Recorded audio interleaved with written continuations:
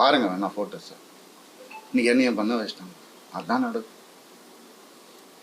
ஒரு death wish வாங்கிட்டு தான் நான் இத்தனை வருஷம் உட்காந்துருந்தேன்.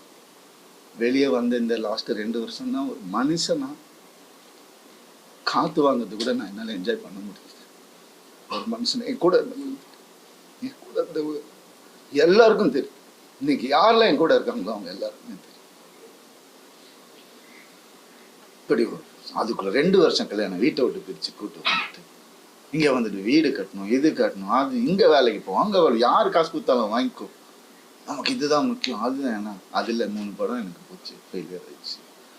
ஏதோ பண்ண அவங்க வீட்டோட ப்ரொடக்ஷனு, ஒரு படம் முடியறதுக்குள்ளே இன்னொரு படம் டேட். அப்ப நான் வெளியே படம் பண்ண தேவையில்லை, கம்பெனி ஆர்டிஸ்ட் நான். அப்படியே என்ன சீரியல் ஆர்டிஸ்ட் மாதிரி உள்ளே வச்சு என்ன இது பண்ணுவீங்க. அதுலேருந்து நான் வெளியே வரக்கூடாது. நான் படித்த விஸ்காமுக்கும் நான் பார்த்த என்னுடைய ஃபிலிம் ஃபெஸ்டிவல்ஸும் ஒரு 5 ஃபிலிம் ஃபெஸ்டிவல் லைஃப்பில் நான் பார்த்துருக்குறேன். அந்த நாலேஜ் எல்லாம் வச்சு நான் எதுவும் க்ரியேட் பண்ணக்கூடாது. இதுட்டே அடங்கி இப்படியே இருக்கணும். அவங்களுக்கு பிடிக்கிற மாதிரி படங்கள், மாசா கமர்ஷியலாக. உங்களுக்கு தெரியும் என்ன மாதிரி படங்கள் நான் பண்ணியிருக்கேன்னு உங்களுக்கு தெரியும். சாதாரணமாக முடியாது. காசுக்காக பண்ண படங்கள் எதுவுமே இல்லை. இருக்குது, சாப்பிட்ணும்ல, பண்ணியிருக்கேன். இருந்தாலும் என் ஓன் இன்ட்ரெஸ்டில் எவன் ஜாம்பி படம் பண்ணுறான், எவன் ஸ்பேஸ் படம் இந்தியாவில் ஃபர்ஸ்ட் டைம் எவன் பண்ணுறான், எதுக்கு நான் பண்ணணும், ஓடுமா ஓடாதான் தெரியாது. இருந்தாலும் மெனக்கெட்டு என் ஆடியன்ஸுக்கு நான் நல்ல ப்ராடக்ட் கொடுப்பேன். அது ஒன்று தான் எனக்கு தெரியும். அது ஒன்று தான் நான் ஃபோக்கஸ் பண்ணது என் லைஃப்பில். ஏன்னா நீங்கள் போட்ட சாப்பாடு இது, நீங்கள் போட்ட பிச்சை.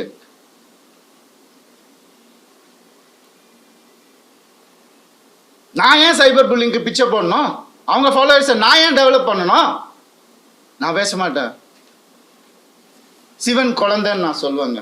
ஆம்பளையும் இல்லாமல் பொம்பளையும் இல்லாமல் இருக்கிறவங்களாம் நான் அப்படி கடவுள் குழந்தைங்க.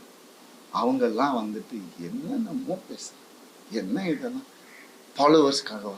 அதுக்காகவா பிறந்து வளர்ந்து இது பண்ணும்? என்ன எங்க போனேன் நான்? உங்க கண்ணு முன்னாடி தான் கெனிஷான்னு ஒரு டாபிக் வந்தா நான் கண்ணு முன்னாடி தானே எல்லாமே பண்ணிட்டு இருக்கோம். நாங்க ஒரு பொண்ணை புரிஞ்சுக்கிட்டு அதையும் தொத்தி அமுச்சு விட்டுட்டீங்க. அவங்க ஃபெமினிஸ்ட். எப்படி இறங்கி ஆர்எம்எஸ் லான்ச்ல ஒவ்வொரு ஸ்கிரீன் கிளாத்ல இருந்து ஒவ்வொரு நீடில் இருந்து இது இங்கதான் இருக்கணும் அங்கதான் இருக்கணும் இறங்கி வேலை பார்க்குறாங்க. இன்னொருத்தர் காசுல சொகுசா வாழ்ந்துக்கிட்டு என்னை வாடகை வீட்டில் ஒருத்துட்டு அப்படி இல்லை. இது அதுக்காக பேசுவோம் இல்லை, எங்க இருந்தாலும் நல்லா இருக்கட்டும்ங்க. கடவுள் பார்த்துப்பாரு. கடவுளுக்கு தெரியும் எது உண்மை எது போய் எல்லாமே தெரியும். அவர் பார்த்துப்பாரு. I'm very happy actually. But என்னால் வேலை செய்ய முடியாது. செய்வேன், சொல்லும் போது தான் செய்ய முடியும். நான் அது வரைக்கும் எனக்காக கொஞ்சம் பொறுமையாக இருக்கு. என்னென்னமோ இருக்கு சொல்றதுக்கு. நான் இன்னைக்கு சொல்லலைன்னா கொஞ்சம் பொறுமையா இருங்க என் கூட. அப்புறம் என்னைக்குமே நான் சொல்ல மாட்டேன், வீடியோலாம் போட்டுட்டு இருக்க மாட்டேன். ஆம்பளை கூட எப்படி நான் அவங்க கிட்ட போய் கற்றுக்க சொல்லணும். அதான் உண்மை. இறங்கி வேலை பார்க்க சும்மா அதெல்லாம் இல்லை. எத்தனை எலும்பு உடஞ்சிருக்கும் எனக்கு, எத்தனை ஷூட்டிங்கில் எவ்வளோ பிரச்சனை வந்திருக்கும் எனக்கு. உடம்பு சரியில்லாமல் போயிருக்கிறேன் நான் ஷூட்டிங்க்கு.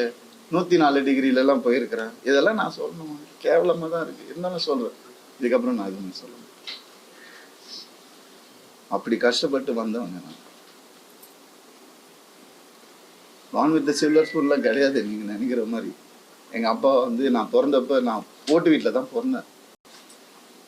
ஃபியட் காரு, அப்புறம் வாங்கினாங்க 1, அதுக்கப்புறம் அம்பாசிடர், அதுக்கப்புறம் மாருதி, அதுக்கப்புறம் ஹோண்டா.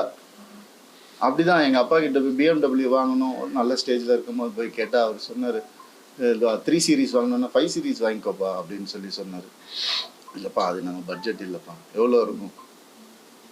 55 லட்ச ரூபாப்பா. என்னடா சொல்கிற, ஒரு வண்டியாடா அப்படின்னு கேட்டவர் எங்கள் அப்பா. நாங்கள் அப்படி தான் வந்தோம்.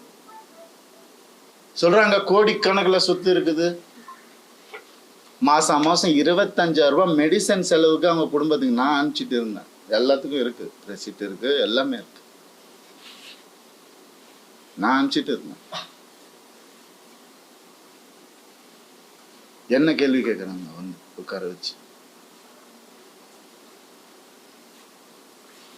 இந்த நிலைமைக்கு தள்ளிட்டாங்க. ஏன்? நான் வாய் முட்டை இருந்ததுனால. எதுக்கு நான் இருக்கணும்? எதுக்கு இருக்கணும்? தேவையில்லை எனக்கு,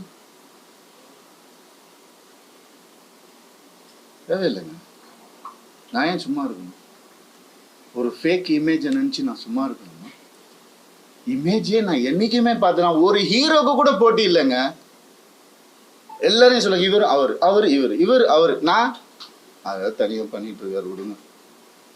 வித் 95% சக்ஸஸ் ரேட். ஏன்? எனக்கு பிடிக்காது, நெகட்டிவிட்டி பிடிக்காது. என்னையே இன்னொருத்தர் கூட கம்பேர் பண்ணுறீங்க? நான் சினிமா படிச்சுட்டு வந்திருக்கேங்க. பாம்பேல போய் படிச்சுட்டு வந்திருக்கேன், விஸ்காம் படிச்சிருக்கேன், ஃபிலிம் ஃபெஸ்டிவல் போனவன வந்துட்டு எதுக்கு இதுக்குள்ளே தள்ளி? அப்படி வளர்ந்தவன் நான்.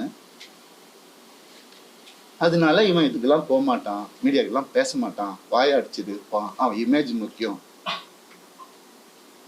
இமேஜ்னா என்ன தெரியுமாங்க? நீங்கள் இந்த சோஷியல் மீடியாவில் பார்க்குறது அதெல்லாம் இமேஜே கிடையாதுங்க. 23 வருஷம் இண்டஸ்ட்ரியில் இருந்து நான் சொல்கிறேன். இன்றைக்கி எனக்காக வந்திருக்காங்க பார்த்தீங்களா சில பேர், வரப்போகிறாங்க, அவங்களையும் சேர்த்து தான் நான் சொல்கிறேன். உண்மையானவங்க கிட்ட இவனுக்காக என்ன வேணா பண்ணலாம் அப்படின்ற ஒரு வார்த்தை தாங்க இமேஜ்.